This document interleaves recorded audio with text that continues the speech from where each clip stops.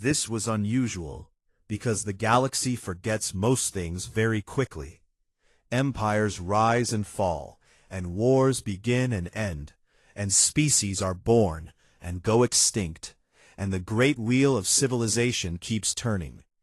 And most of what happens is lost in the noise. But every now and then, something happens that changes the way people think. And once you change the way people think, they do not go back. The kick changed the way people thought.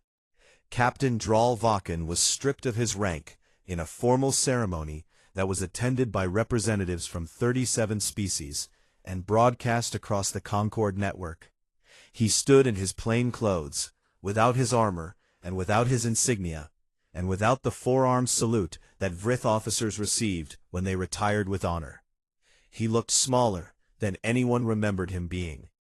He was reassigned to a deep space monitoring outpost at the edge of known space, where his job would be to watch for anomalies in the background radiation. The universe, which was the Concord military's way of saying they wanted him as far away from other people as it was possible to be, while still technically existing. His species' political bloc had fractured badly, because the footage had not just embarrassed Vakin, it had embarrassed the entire Vrith approach to galactic politics, which was built on the idea that strength and size were the same thing, and the image of their captain on the floor being mauled by a creature smaller than his foot had made that idea very difficult to defend. The Vrith hegemony issued a formal apology, which was the first time they had apologized for anything in 400 years of Concord membership, and it was grudging and stiff, and clearly written by someone who resented every word of it. But it was an apology, and it went into the record, and the record does not forget. The Concord Assembly met in special session to address what the diplomats were carefully calling the Terran fauna question, and what everyone else was calling the fact that Earth is apparently trying to kill everything on it all the time.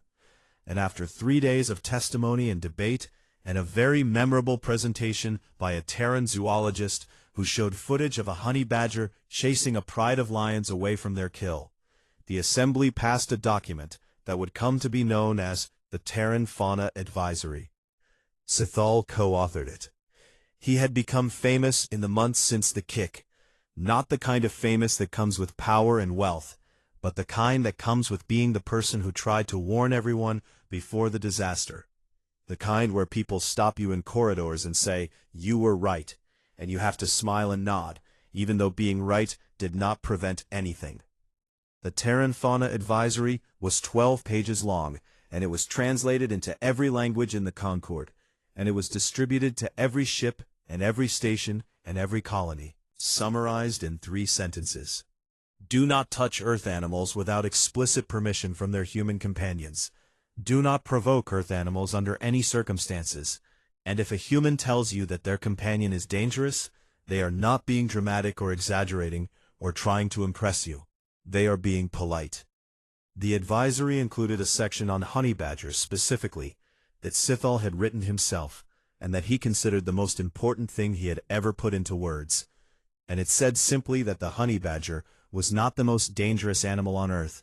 It was not the largest or the fastest or the most venomous, but it was the most relentless. And that relentlessness was a quality that the galaxy had badly underestimated. A new phrase entered the galactic diplomatic vocabulary in the months that followed, a phrase that transcended species and language and culture, and became one of those rare expressions that everyone understands, even if they have never heard it before. Kicking the honey badger. It meant making a catastrophic miscalculation. It meant provoking something you did not understand, and paying the price. It meant mistaking small for weak, and quiet for harmless, and it was used in political debates, and military briefings, and trade negotiations, and casual conversation across 1,000 worlds.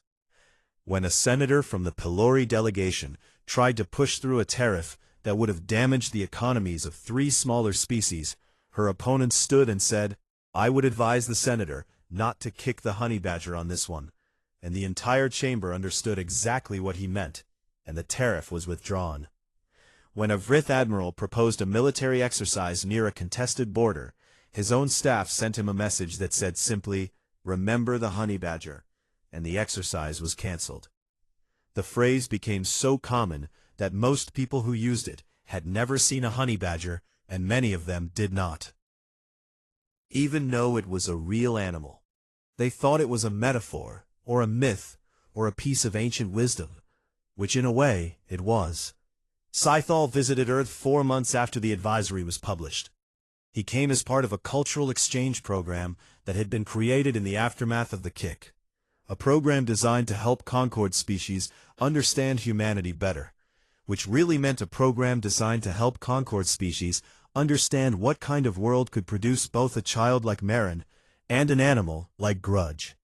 They took him to a wildlife preserve in a place called the Kalahari, which was hot and dry and vast in a way that made Scythal feel very small, and they showed him honey badgers in the wild for the first time. He watched one break into a reinforced food container that had been designed to keep out animals 10 times its size. The honey badger simply chewed through the locking mechanism and then pried the lid off with its claws and ate everything inside, with the satisfied attitude of someone who has solved a minor inconvenience. Then he watched the same honey badger notice 2 jackals approaching, and instead of running or hiding or showing any sign of fear at all, the honey badger turned and charged at them, both of them, at the same time, snarling and snapping with a ferocity that seemed physically impossible for something of its size. And the jackals, who were each 3 times the honey badger's weight, turned and fled. Then the honey badger ate their food, too. Then it found their den and crawled inside and fell asleep. Scythal sat down on a rock and stared at the den for a long time, and then he turned to his Terran guide, a cheerful young man named David, who had been narrating the whole experience with the enthusiasm of someone showing off a beloved family member. And Scythal said, "You people are insane." David laughed and reached into a cooler and pulled out a cold bottle of something golden and fizzy, and handed it to Scythal and said, "Yeah, we get that a lot.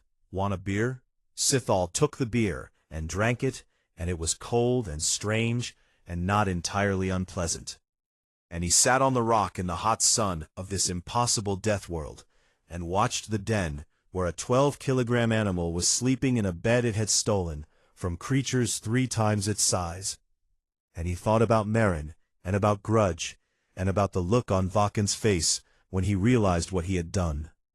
The Concord established a scholarship in the name of Dr. Lena Vasic, Marin's mother, for the study of xenobiology and interspecies bonding, and it was funded by contributions from 11 different species, including, to everyone's surprise, a small anonymous donation from someone within the Vrith hegemony.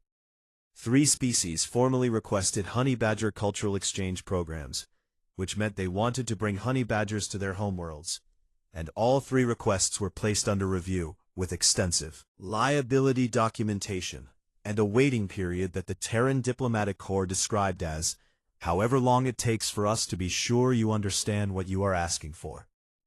Marin went home to Earth. She was 11 now, a year older and a lifetime wiser, and she stood on a hillside in a place that her mother had loved, a green rolling place where the grass moved in the wind like water, and she watched the sun go down over the horizon, painting the sky in shades of orange and red and gold. Grudge sat beside her. He was scarred and thick and low to the ground, and his torn ear twitched at every sound, and his small dark eyes watched the tree line the way they always watched everything, with suspicion and readiness, and the absolute unshakable confidence of a creature that had never once in its life backed down from anything. Marin reached down and scratched him behind his good ear, and he made that soft chattering sound, the sound he only made for her. Smiled. "Good boy," she whispered. And far away, in the archives of the Galactic Concord, filed under species of note, apex persistence predators and companions, Scythal's final annotation glowed on a screen that would be read by millions of beings across 1,000 worlds for generations to come. It read, The humans did not conquer their world with size or venom or claws. They conquered it with stubbornness, and by forming alliances with creatures even more stubborn than themselves. The honey badger is not a pet.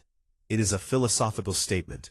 It is a promise written in scar tissue and fury that says we do not stop, we do not yield, we do not break. Approach with caution, approach with respect, and whatever you do, for the love of every star in every sky. Within 1 hour of the incident, in the atrium, the recording had been copied to 16 different communication networks, and within 3 hours, it had been seen by more beings than any other piece of media in the history of the Galactic Concord. And within 6 hours, it had a name. They called it The Kick. Every species had their own version of the story, spreading through their channels and their feeds and their archives, but the core of it was always the same. A 3-meter armored captain kicked a child's small companion animal, and the animal got back up and won. And no matter what language it was translated into, or what cultural context it was filtered through, the reaction was always and everywhere the same. What in the name of every god that ever existed is a honey badger? Scythal sat in the archive wing, surrounded by requests for information that were coming in faster than he could read them, from xenobiologists on 12 worlds and military analysts on 20. More, and politicians, and journalists, and scientists, and ordinary citizens who had watched the footage and felt something shift inside their understanding of the universe. He had not slept, and he did not think he would sleep for a very long time. On the other side of the station, Captain Vakin was in the medical bay, being treated for his wounds, and he was furious, in the way that only someone who has been publicly humiliated can be furious, which is to say, completely and totally and without any room for reason. "I want that animal destroyed," he said to Lieutenant Q, who stood beside his bed, looking like he very much wished he was somewhere else. "Euthanized, incinerated, I want it gone from this station within the hour." "Captain," Q said carefully, "the recording drones captured everything. I am aware of the recording drones. The footage shows you kicking the animal first, sir, before any aggression occurred, in front of 47 witnesses from 9 different species." Vakin's mandibles clicked, but he said nothing, because even through his rage he could feel the ground shifting beneath him, the way ground shifts before it collapses. "And the child," Ko continued even more carefully, "the child asked you twice not to touch the animal, on the record, with audio confirmation, and you denied her request and struck the animal with what medical staff are describing as potentially lethal force." "It is a 12-kilogram vermin," Vakin hissed. "It is a 12-kilogram vermin that defeated you and injured 7 of your soldiers in front of recording drones, sir. And the footage is currently the most viewed media file in the outer spiral arm." Vakin did not respond to this, because there was nothing to respond to. The truth is the truth, even when you hate it. While Vakin stewed in the medical bay, the rest of the galaxy was having a collective experience that could best be described as a species-wide revelation, because the footage had led millions of beings to do what Scythal had done the night before, which was to look up Earth's fauna database. And what they found there changed everything. They learned that the honey badger was not a special case. They learned about wolves that hunted in organized packs using complex communication strategies, about octopuses that could solve puzzles and open containers and change their entire body to match their surroundings, about dolphins that used tools and recognized themselves in mirrors, about elephants that mourned their dead and remembered insults for decades. They learned about the great white shark and the saltwater crocodile and the box jellyfish and the mosquito, and they learned that Earth had more ways to kill you per square kilometer than any other known habitable world in the Concord's records. And then they learned the most terrifying thing of all. They learned that humans were the apex predator of this world, that humans had looked at all of these impossible deadly creatures, and had not run from them, but had studied them and hunted them and tamed them, and in many cases made friends with them. and that the honey badger, this unstoppable 12-kilogram engine of rage and defiance, was something humans kept as a companion. The implication rippled through Concord space like a shockwave.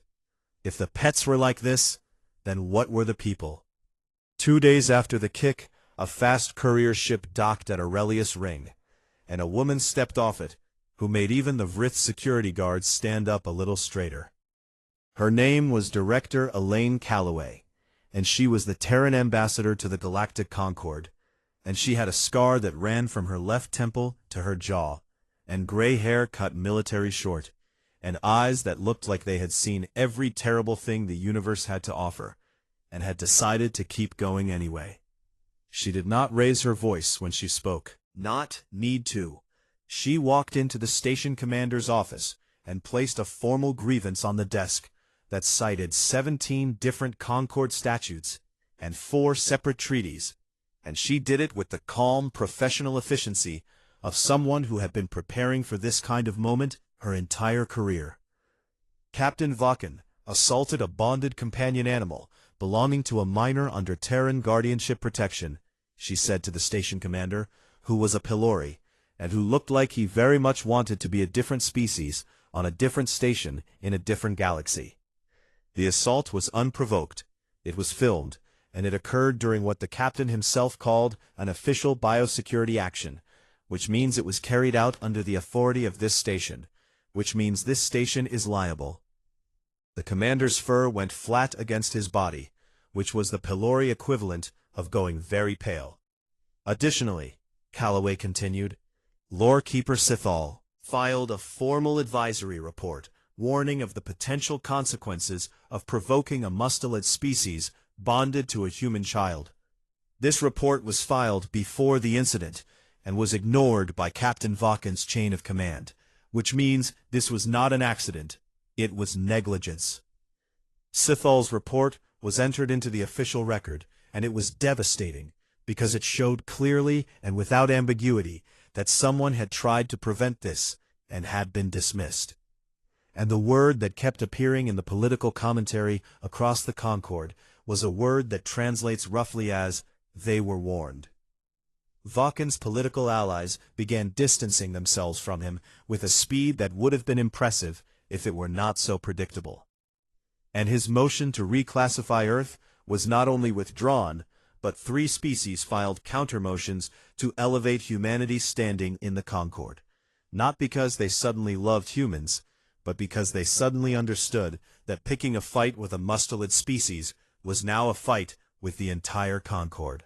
With a species whose idea of a pet was a honey badger, was perhaps not the wisest political strategy. Piel was the one who brought Marin to the cargo bay where Grudge was being held.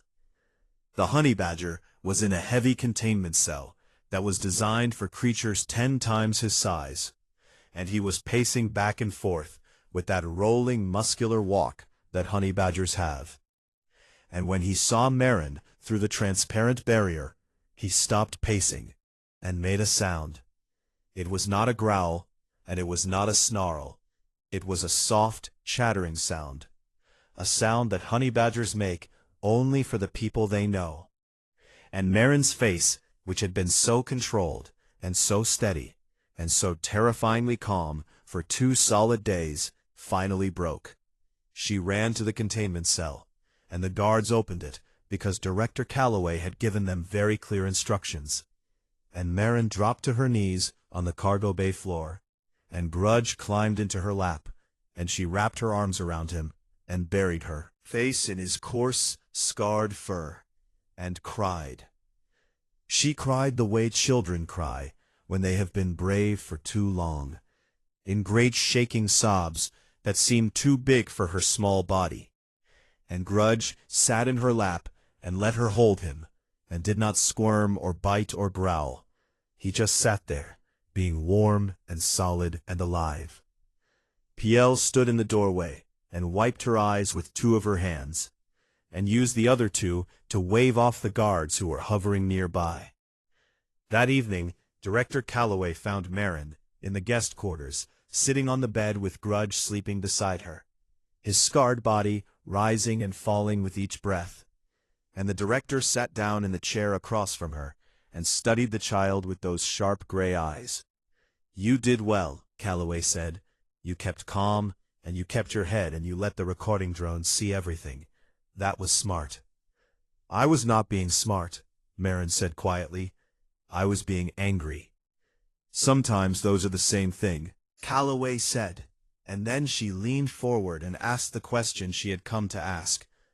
"How did you stay so calm when he kicked Grudge? When everything was happening, how did you just stand there?"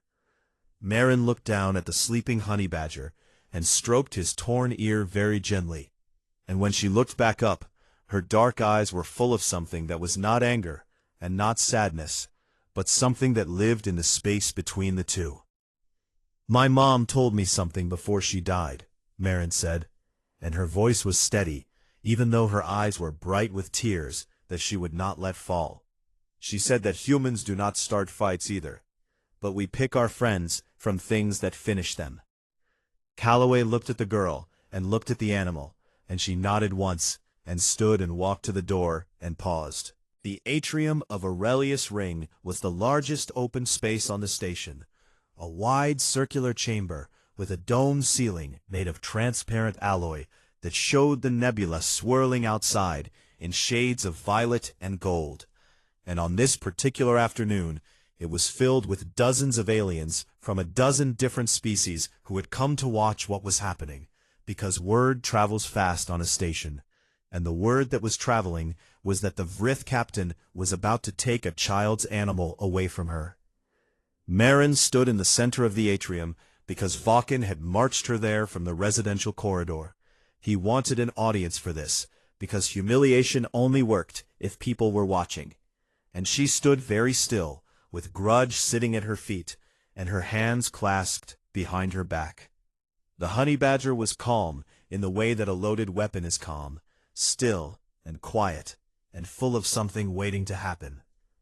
Recording drones hovered near the ceiling because the station's recording drones were always watching, always listening, always capturing all that was happening around them, and now they were focused on what was about to unfold. The media system automatically documented all public interactions for the Concord archives, and their small red lights blinked steadily as they captured everything that was about to unfold. Vakin stood before the child, with his forearms folded across his armored chest, and his compound eyes reflecting the nebula light. And he said, "This is your final opportunity to surrender the animal willingly. If you do not comply, my soldiers will remove it by force." Marin looked up at him, and she was so small compared to him that she had to tilt her head all the way back to meet his eyes, and she said in a voice that did not waver, and did not break, and did not beg, "I have already asked you not to touch him. I am asking you one more time. Please do not do this." "Your request is noted and denied," Vakin said, and he turned to his soldiers and gestured with one of his upper arms. "Take the animal." 2 soldiers stepped forward with a containment field generator between them. Grudge watched them come, with his small dark eyes, tracking their movement the way a predator tracks prey. And he made a sound. It was a low sound, a rattling, growling sound that came from somewhere deep in his chest. And it was not loud, but it carried across the atrium the way thunder carries across a plain.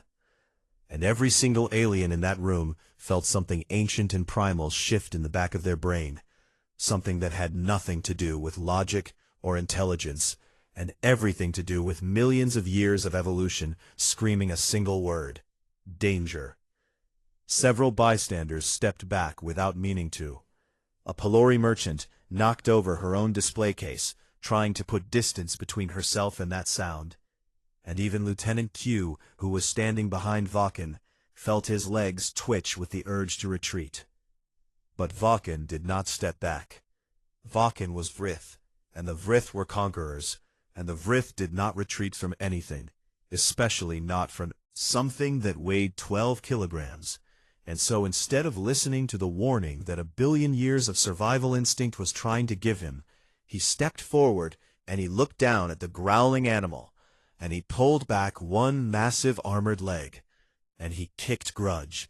It was not a gentle kick or a nudge or a push. It was a full strike from a being that stood 3 meters tall and weighed 400 kilograms and was covered in natural armor as hard as ship plating. And the sound it made when it connected was a heavy wet thud that echoed through the atrium and made PL, who was watching from the second-level gallery, cover her mouth with all 4 hands. Grudge left the ground. He flew backward across the polished floor and hit a support column with a crack that made Scythal flinch from his position near the archive entrance. And then the honey badger lay on the cold metal floor and did not move. Silence. Total absolute silence fell across the atrium like a blanket made of shock and disbelief. And in that silence, the only sound was the soft hum of the recording drones overhead, capturing every detail of what had just happened. Marin did not scream. She did not cry. She did not run to Grudge. She stood exactly where she was, and she looked up at Captain Vakken, and her expression did not change at all, except for her eyes, which went dark and flat and empty, in a way that made Scythal think of something he had once read about Earth's oceans, about how the surface could be perfectly calm, while underneath something enormous and terrible was moving. And then she spoke.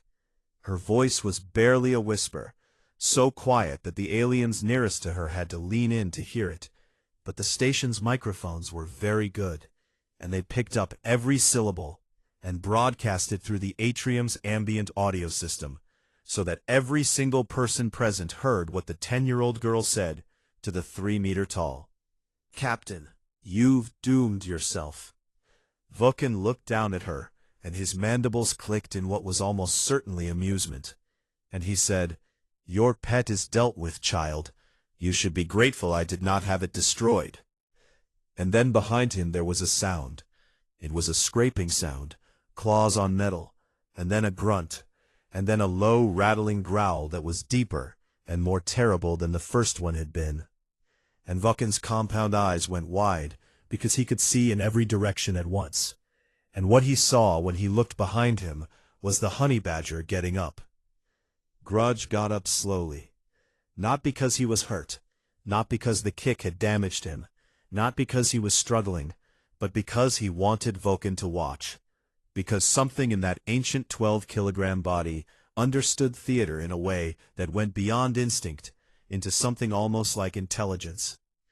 He rose from the floor, one leg at a time, and shook himself once, and turned his broad back, flat head toward the captain, and looked at him with eyes that were black and old and completely utterly fearless. And then he charged. He was fast, so much faster than anything that size had any right to be, and he crossed the distance between the column and the captain in less than 2 seconds. And he did not go for the center mass the way a stupid animal would have. He went low. He went for the joints, for the gaps between the armored plates, where the Vrith body was soft and vulnerable. Because the honey badger had been fighting things bigger than itself for 60 million years, and it had learned where to bite. Grudge hit Vakken's right ankle joint like a missile made of fur and rage, and his jaws clamped down on the gap between the leg plates with a force that made the captain scream.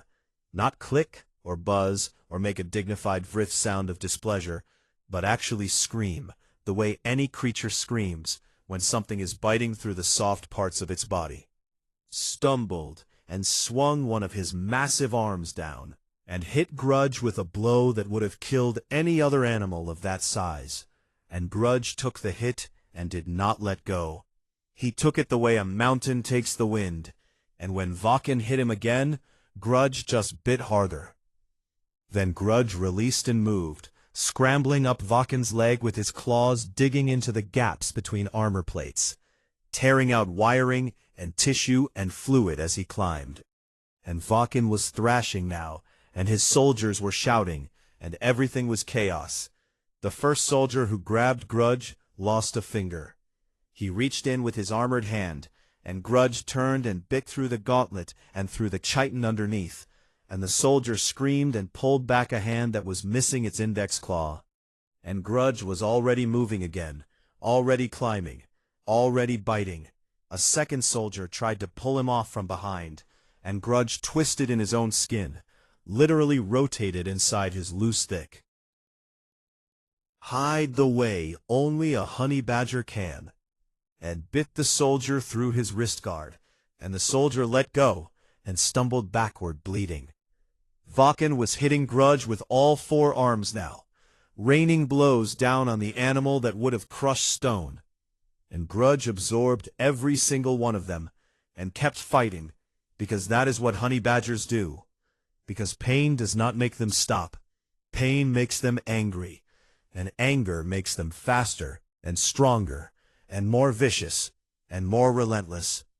Grudge reached Vakken's chest, and found the gap beneath the command insignia plate, and his jaws closed on it.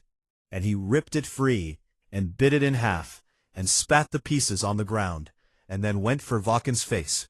The captain went down.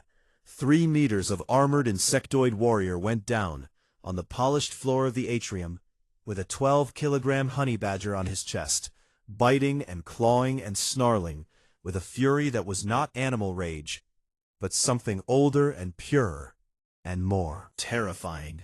The fury of 60 million years of evolution, that had produced a creature whose entire existence was a single unbreakable promise: I do not stop. It took 11 soldiers to pull Grudge off. They used 3 containment fields and a cargo net, and 2 of them were bleeding badly, and 1 had deep gouges across his faceplate. And even inside the containment field, Grudge was still fighting, still snarling, still throwing himself against the energy barrier, with a persistence that made every alien watching feel something cold settle in their stomachs. Captain Vakken lay on the floor of the atrium, bleeding from 6 separate wounds at his joint gaps.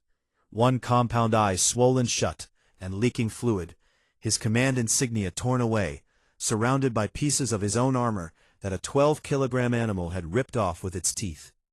And Marin stood exactly where she had been standing the entire time. She had not moved, not 1 step, not 1 centimeter. Her hands were still clasped behind her back, and her face was still calm and expressionless. And Scythal, who was watching from the archive entrance with tears running down his scaled face, noticed something that made every drop of blood in his body turn to ice. She was not looking at Grudge. She was looking at the soldiers. She was counting them, and she was memorizing their faces, one by one, with the quiet, patient attention of someone who had all the time in the world and a very, very long memory.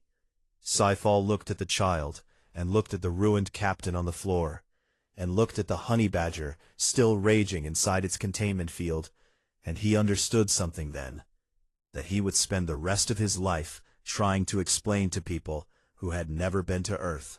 Scythal found Lieutenant Ko in the officers' mess hall, eating a bowl of nutrient paste and staring at nothing, the way military people often do when they are thinking about things they would rather not think about. And Scythal sat down across from him and placed his datapad on the table between them. "I need to speak with you about the Terran animal," Scythal said. Ko looked at him with the tired compound eyes of someone who had already had a very long day, even though it had barely started, and said, "The creature is not my concern, Lorekeeper."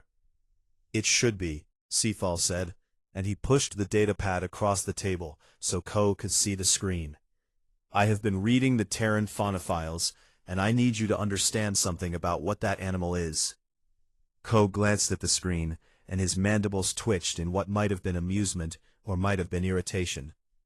"It weighs 12 of your kilograms, Scythal. The captain could crush it underfoot." "Is precisely what concerns me," Scythal said. But Q was already standing and picking up his tray and walking away, and Scythal was left sitting alone with his datapad and a growing feeling in his stomach that was not hunger, but dread. Meanwhile, in the residential corridor of the station, Marin was walking with Grudge, trotting beside her, on his short, powerful legs, his claws clicking softly against the polished metal floor. She was looking at the walls and the windows and the alien art on display with the quiet attention of a child who had learned to be observant, because the world had taught her that not paying attention could cost you everything. She came around a corner and almost walked into a four-armed amphibian technician who was kneeling on the floor, repairing a wall panel. The technician made a startled squeaking sound and dropped a tool, and then looked down at Grudge and made an even more startled squeaking sound. "I am sorry," Marin said. "Not mean to scare you." The technician's name was PL, and she was young by her species standards, and she had wide golden eyes and skin that shifted colors when she was nervous, which meant right now she was flickering between green and pale blue like a broken light. Older than sadness, something that looked like pride. "Because nothing that ever hurt him made him stop," she said. PL looked at the child and looked at the animal, and she felt something in her chest that she could not name, a feeling that was part admiration and part fear and part something else entirely. And she decided right then that she liked this strange small human and her strange angry creature. "Would you like to see the observation deck?" TL asked. "The view of the nebula is very beautiful this cycle." Marin almost smiled, which for her was the equivalent of another child jumping up and down with excitement, and she said, "Yes, please." They spent the next hour on the observation deck, watching colors swirl in the void, and PL learned that Marin's mother had been a xenobiologist who had died from a fever on the journey to the station, and that Marin had been alone except for Grudge ever since. And PL also learned that honey badgers could eat things that would kill almost any other creature on Earth, including venomous snakes and scorpions, and something called a porcupine, which apparently was covered in sharp spines, and the honey badger simply did not care. "Your world sounds terrifying," PL said. "It is beautiful," Marin said, and there was a softness in her voice that had not been there before. "My mother always said Earth was the most beautiful, terrible place in the universe." While Marin and PL watched the nebula, Captain Vakin was in his command office doing something far less beautiful. He was making plans. The motion to reclassify Earth as a developing biosphere was his masterwork, the thing that would cement his political legacy and prove once and for all that humans did not belong at the Concord table. And he had spent months building alliances and calling in favors, and now he was so close to success that he could taste it, and it tasted like victory and also a little bit like. But the child and her animal were a problem. Not a large problem, not yet, but Vakin understood politics well enough to know that symbols mattered, and right now the image of a small human girl walking the station corridors with a fierce and loyal companion was generating exactly the kind of sympathy that could undermine his motion. So he decided to remove the symbol. He called a biosecurity inspection of the Terran quarters, citing Regulation 4471, subsection 12, which allowed for the confiscation of any fauna deemed a potential biohazard. And he assigned a full security detail to carry it out, and he decided to lead it himself, because he wanted to see the look on the child's face when they took her animal away. The security team assembled in the main corridor at 1400 hours. 6 armored Vrith soldiers carrying containment equipment and restraint fields. And Vakin walked at the front of them like a general marching to war against a 10-year-old girl and a 12-kilogram animal, and somehow he still felt it necessary to bring 6 soldiers. Scythal saw them from the archive wing, and his blood went cold. He grabbed his datapad and ran, which was not something lorekeepers typically did, and which drew stares from everyone he passed, and he arrived at the residential corridor just in time to see Marin step out of her quarters with Grudge at her feet. She had heard them coming. Of course she had heard them coming, Scythal thought, because she was a human child, and human children grew up on a world where hearing things coming was the difference between living and dying. Marin looked at the approaching security team, and then she knelt down beside Grudge and put both hands on either side of his scarred face and whispered something to him that nobody else could hear. And then she stood up and put her hands behind her back and faced the corridor with her chin up and her dark eyes steady. She was 10 years old, and she was alone, and 6 armored aliens were walking toward her, and she did not flinch, not even a little. Vakin stopped 3 meters away and looked down at her, and his mandibles clicked slowly, deliberately, the way they did when he wanted someone to know he was enjoying this. By the authority of Station Biosecurity Regulation 4471, he said, in a voice that filled the entire corridor, I am ordering the confiscation of the unregistered fauna specimen for quarantine and evaluation. He is registered, Marin said quietly. I told you this yesterday. My inspectors have determined that the registration is insufficient, Vakin said, and this was a lie, and everyone present knew it was a lie. But Vakin did not care, because he was the one with 6 soldiers. Marin looked at him for a long moment, and then she said, in a voice that was clear and calm, and carried the weight of something much older than 10 years, asking you, formally, not to touch him. Vakin laughed. It was not a pleasant sound. It was the buzzing, clicking sound that Vrith made when they found something beneath them amusing. And his soldiers shifted behind him, and a few of them laughed too, though theirs sounded more nervous. Sithal stood at the end of the corridor, with his datapad clutched to his chest, and his scales had gone completely white, which was something that only happened to his species when they were experiencing genuine terror. And he watched the captain step forward toward the child and her animal. And he thought about what he had read in the Terran fauna files, and he thought about the phrase that had kept him awake all night. The honey badger does not retreat under any circumstances for any reason ever. And then he thought about another phrase, one from his own people's ancient texts, that he had never fully understood until this exact moment. Beware the wrath of the patient creature, for it has been saving its anger for something worthy. He began composing his report to the Concord High Council, right there in the corridor, with shaking claws, because he understood now, with perfect and terrible clarity, that something very bad was about to happen, and that nobody except a 10-year-old girl and a 12-kilogram animal were ready for it. The diplomatic station called Aurelius Ring floated in the cold silence of space like a silver wheel spinning around a dead moon. And on this particular morning cycle, it was busier than it had been in years, because a Terran delegation had arrived. Lorekeeper Sithal stood near the docking port, with his datapad pressed against his chest, and watched the airlock hiss open, with the careful eyes of someone whose entire job was to observe and record things that other people missed. And what he saw walking off that ship made his 2 hearts beat just a little bit faster. It was a child, a human child, no older than 10 standard years, with pale skin and dark hair cut short, and eyes that looked far too old for the small face they sat in. And she walked with the kind of quiet calm that Sithal had only ever seen in monks and soldiers, and people who had already lost everything they were afraid of losing. Her name was Marin.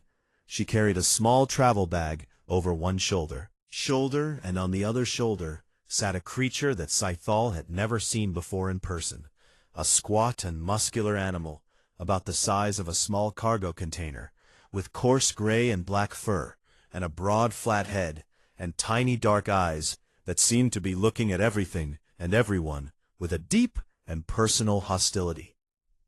The creature had scars everywhere, on its snout and across its back, and along one ear that was torn halfway through, and it sat on the girl's shoulder with the relaxed confidence of something that had never once in its entire life been afraid of anything. Sithal noticed something strange as the other delegates moved through the docking area. A dozen species from across the Concord, all flowing around the child and her animal, the way water flows around a stone, not with fear exactly, but with a kind of ancient animal respect that none of them seemed to understand or want to admit to. The Terran escort officer, a tall woman with kind eyes, leaned down and whispered something to Marin, and the girl nodded and adjusted the creature on her shoulder, and walked into the station like she owned it. Sithal approached because that was his job, and because he was curious in the way that all archivists are curious, which is to say, dangerously. "Welcome to Aurelius Ring," he said in careful common trade speech, lowering himself slightly so his reptilian eyes were closer to her level. "I am Lorekeeper Sithal, and I will be cataloging the cultural exchange. May I ask about your companion?" Marin looked at him, and something in her expression shifted just slightly, as if she was deciding whether he was safe, and then she said in a quiet voice that carried no emotion at all, "His name is Grudge." "And what manner of creature is Grudge?" Sithal asked. "He is a honey badger," Marin said. Sithal had no idea what that meant, but he noted it on his datapad and smiled in the way his species smiled, which involved showing no teeth at all, because showing teeth where he came from meant you were about to bite someone. "And what does Grudge do?" he asked, trying to make conversation with this strange and unsettling child.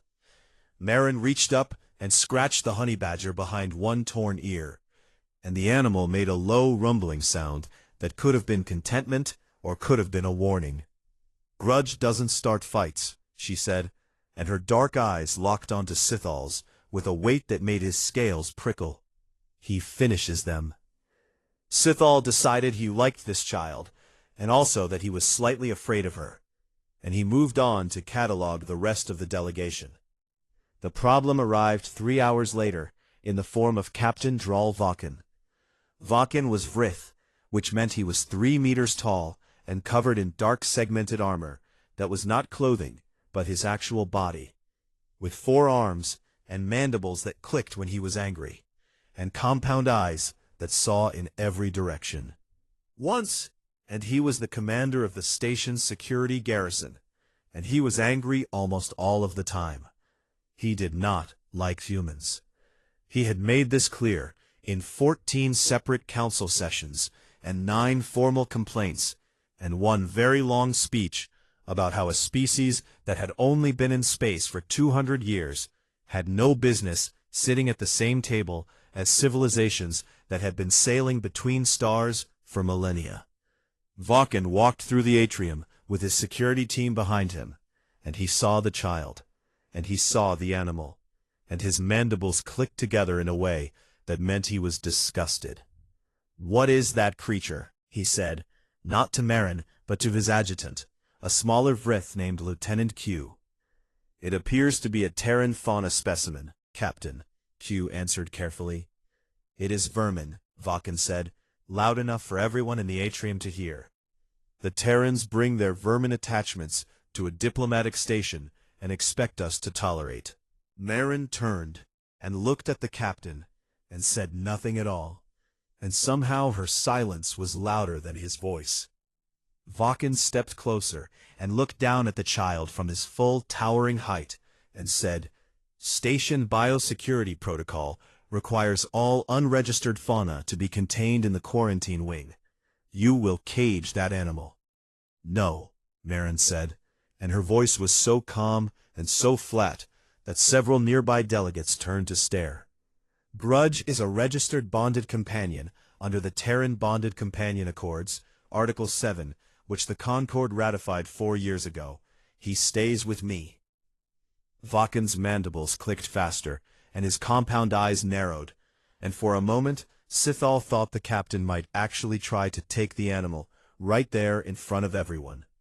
But instead, he made a harsh buzzing sound that was the Vrith equivalent of a sneer, and turned away. "Enjoy your stay," he said over his armored shoulder, and it sounded like a threat. Because it was. Marin watched him go, and then looked down at Grudge, and said softly, "It's okay." The honey badger made that low rumbling sound again, and bared his teeth at the captain's retreating back, and his teeth were yellow and sharp, and there were a lot of them. That night Sithal sat alone in his quarters and did what archivists do when something bothers them, which is research. And he pulled up the Terran fauna database and searched for the entry on the species called Mellivora capensis. He read it once, and his scales went pale. He read it twice, and his claws gripped the edge of his desk. He read it a third time, and then sat back in his chair and stared at the ceiling of his quarters for a very long time. The entry described an animal that attacked creatures 40 times its size, and one that could be bitten by venomous snakes and shrug it off, and then eat the snake, that had skin so thick and loose that predators could not get a grip on it, even when they had it in their jaws. That had been known to chase lions away from their kills, not through strength, but through sheer, unrelenting, stubborn refusal to stop fighting, no matter what. The entry used a phrase that Sithal had to translate 3 times before he believed it. "The honey badger does not retreat," it said, "under any circumstances, for any reason, ever." Sithal turned off his datapad and sat in the dark and did not sleep at all that night, because he was thinking about the way Captain Vakken had looked at that animal, and he was thinking about what was going to happen when an unstoppable force met an immovable object, and he was thinking that he should probably start writing his report now, before things got very, very bad.